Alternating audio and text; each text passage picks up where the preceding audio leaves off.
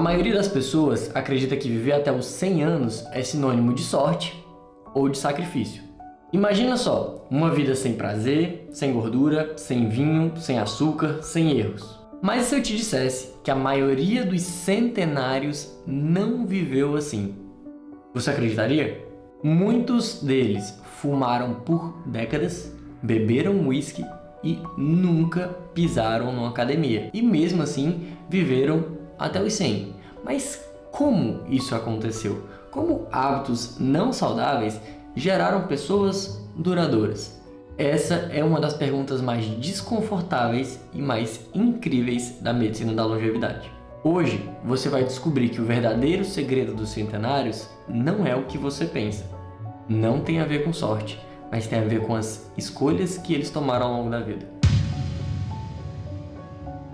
Nós romantizamos os centenários como monges, zens, que vivem à base de vegetais e meditação. Mas os estudos mostram uma verdade incômoda, uma verdade diferente disso. Um dos maiores estudos com centenários, do Einstein College of Medicine, mostra que a maioria não era mais saudável do que o resto da população.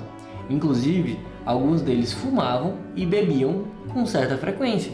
Só que se você ler apenas as manchetes dos jornais, você vai achar que ser centenário depende só de você tomar Coca Zero, comer pouco açúcar e evitar o bacon.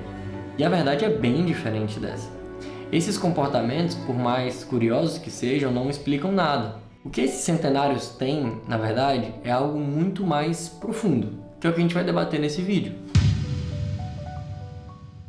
Os centenários não evitam as doenças mais do que nós. O que eles fazem é só atrasar no relógio. Eles morrem basicamente das mesmas coisas que todas as pessoas morrem, doenças cardiovascular, câncer, diabetes e etc. Agora, em vez de desenvolver essa doença aos 45, aos 72, eles desenvolvem aos 80, aos 90.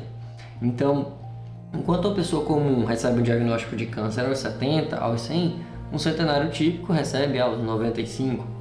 Uma doença cardiovascular aparece aos 92 em vez de aparecer aos 75. Eles não vivem mais tempo doentes, eles vivem mais tempo jovens. Quando o centenário está nos 80 anos, é como se o corpo deles tivesse as doenças de 60 anos. E é isso que faz prolongar e prorrogar os dias deles aqui na Terra. São dias a mais, com mais saúde, com mais vida. E é isso que é tão fascinante. Então, o raciocínio óbvio então é genético. Basicamente é genético.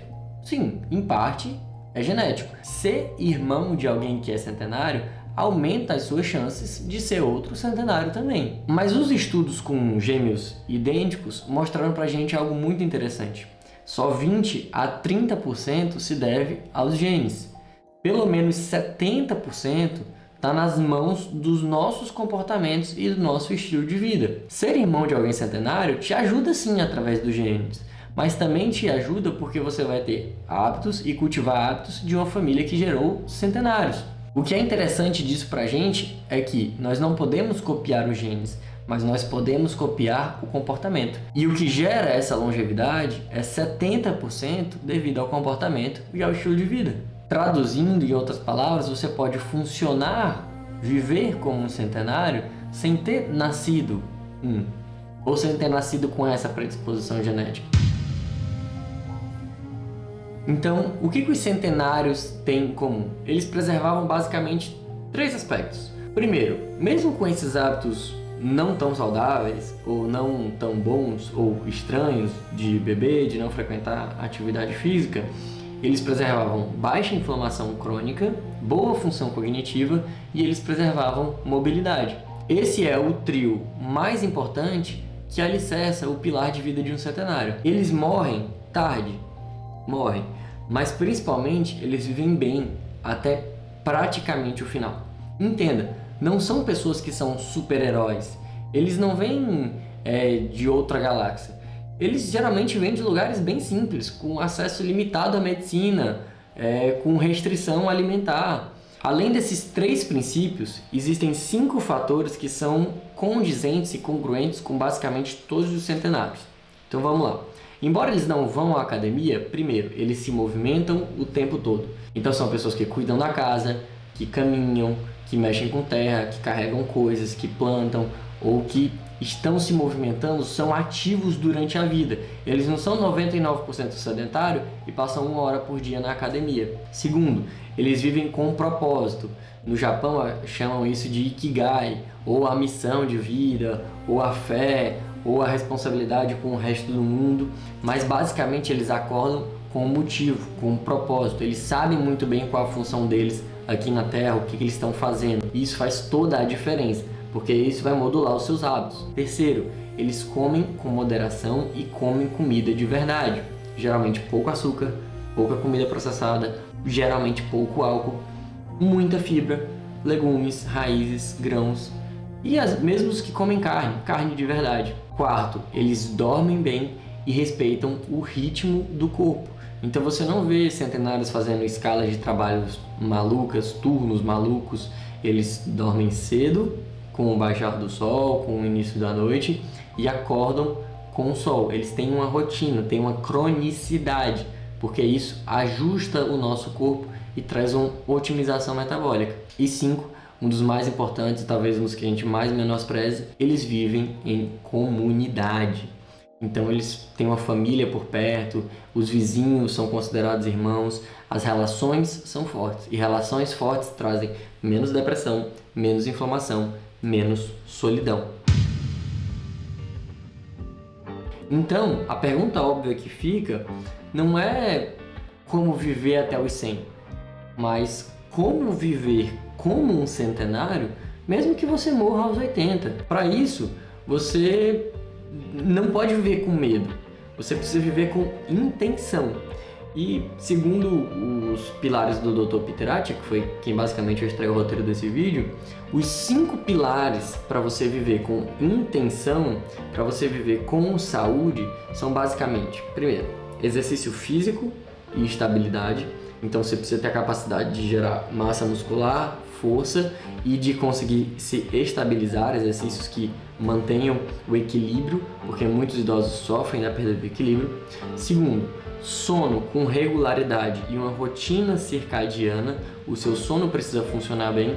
Se o seu sono não está funcionando bem ou se você precisa de remédios para dormir, você precisa rearranjar a sua vida para que você volte a dormir sem remédios. Houve um tempo que você não precisava de remédio para dormir, você não nasceu precisando desses remédios. Então, houve algo na sua vida errado que está fazendo você precisar dessas medicações. E tirar essas medicações, voltar à regularidade circadiana, voltar a dormir sem remédios, é um fator de longevidade.